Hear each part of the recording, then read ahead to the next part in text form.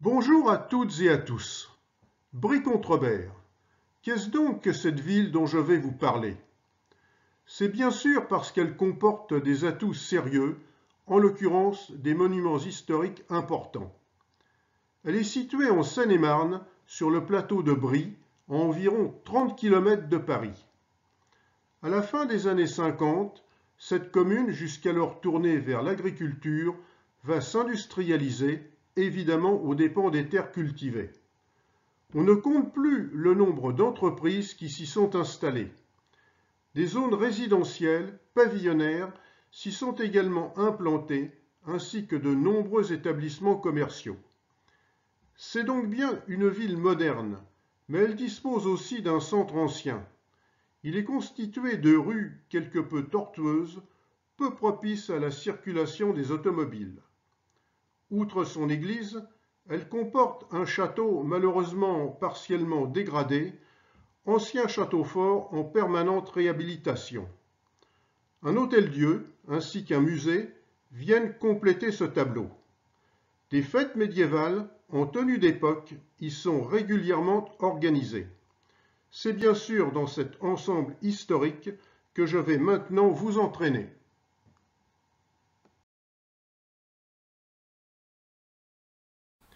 Sa construction s'est étendue de la fin du XIIe siècle, vers 1190, jusqu'à la Renaissance. Elle a été édifiée sur l'emplacement d'un cimetière du Haut Moyen Âge. La réalisation de sa vitrerie s'est déroulée du XIIIe au XXIe siècle. La rosace date du XIIIe siècle et est considérée comme le joyau de l'édifice.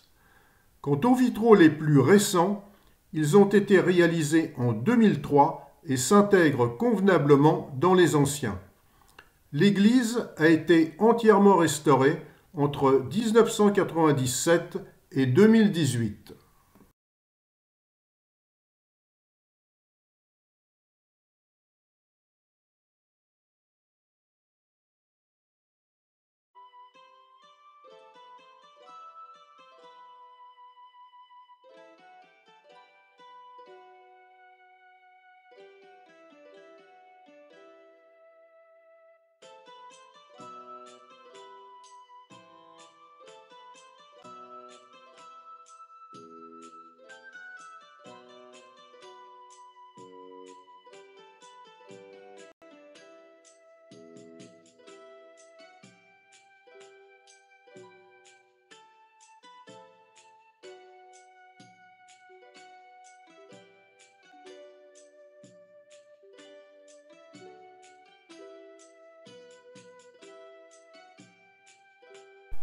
C'est de toute évidence une fort vieille rue qui est manifestement la rue principale de la vieille ville. Elle est tout ce que l'on voudra, sauf rectiligne, plutôt étroite et donc peu adaptée à la circulation automobile, d'ailleurs bien réduite.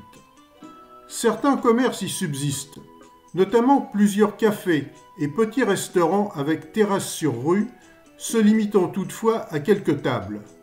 Tout cela est vraiment bien sympathique. Les voies de cette ville présentent une caractéristique. Les plaques sont généralement en double, précisant le nom actuel ainsi que l'ancien. Pour la rue de l'église, c'était la rue du Moustier, qui devenait la rue du Tripot dans sa partie inférieure, en fait le jeu de paume.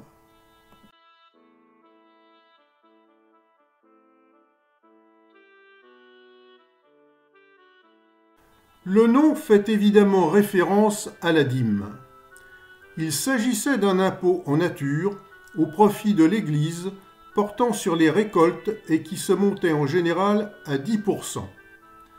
Les produits ainsi collectés étaient entreposés dans une grange, la grange d'Imrès.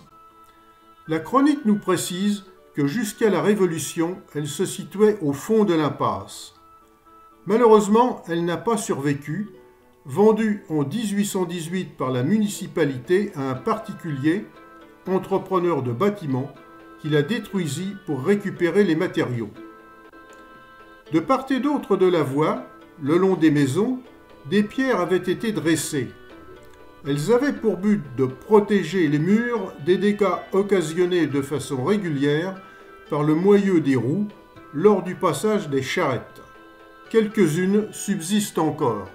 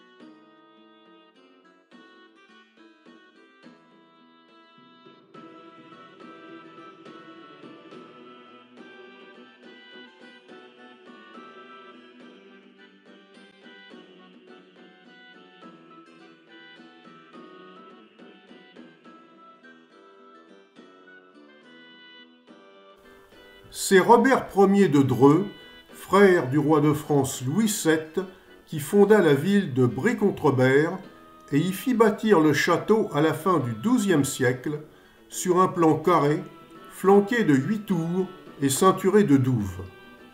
À l'époque de la Révolution, en 1793, il fut mis en vente comme bien national. La commune le rachètera en 1923 et en 1925, il fut classé comme monument national. Quant au nom de la ville, l'appellation Contrebert fait évidemment référence à Robert Ier de Dreux.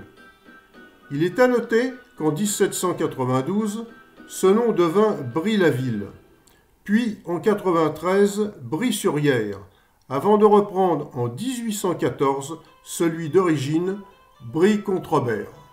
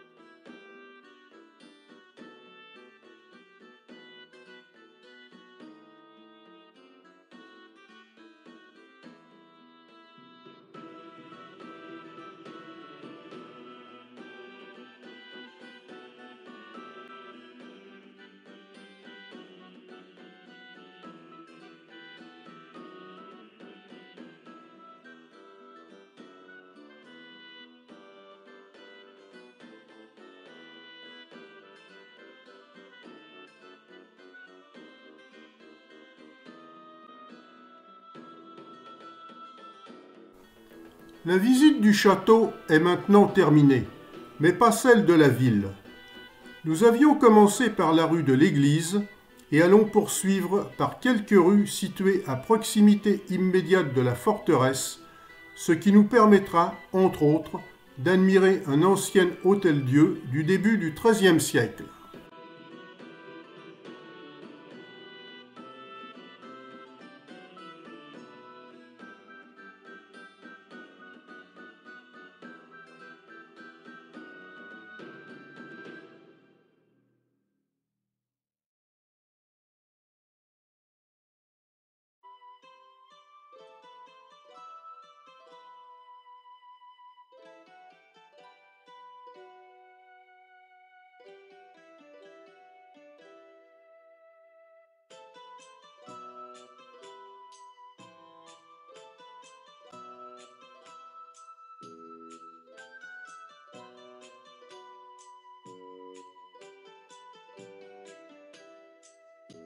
L'Hôtel-Dieu de Brie-Contrebert a été fondé vers 1208 par Robert II, comte de Dreux et seigneur de Brie.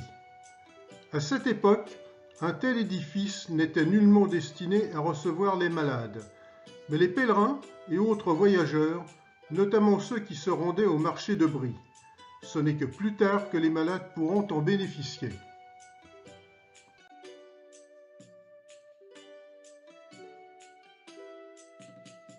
Le bâtiment, situé rue des Halles, dispose le long de cette voie d'une façade de type gothique. Plusieurs fois modifié, il fut transformé au XVIe siècle en une chapelle dédiée à Saint-Éloi. À l'occasion de travaux, 2 pierres tombales furent découvertes. L'une concernant une certaine Antoinette du Tertre, sœur à l'Hôtel-Dieu de Brie de 1515 à 1557. L'autre, Agnès de Lausanne, sœur de 1557 à 1566.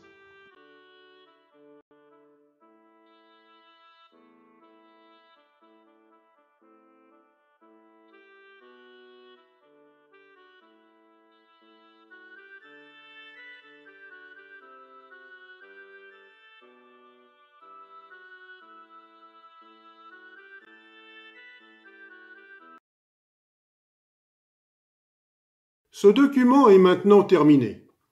Comme vous avez pu le constater, Brie-Contrebert est une ville qui présente pas mal d'atouts. Son ancien château fort en est bien sûr la pièce principale. Certes, ce ne sont pas les remparts de Carcassonne, mais il mérite bien le coup d'œil et l'ensemble nous offre un panorama plutôt sympa. Si vous résidez dans la région, n'hésitez donc pas à venir sur les lieux, passer quelques heures. Un dimanche après-midi, par exemple, d'ailleurs, jour d'ouverture du musée. Alors, bonne visite et à bientôt!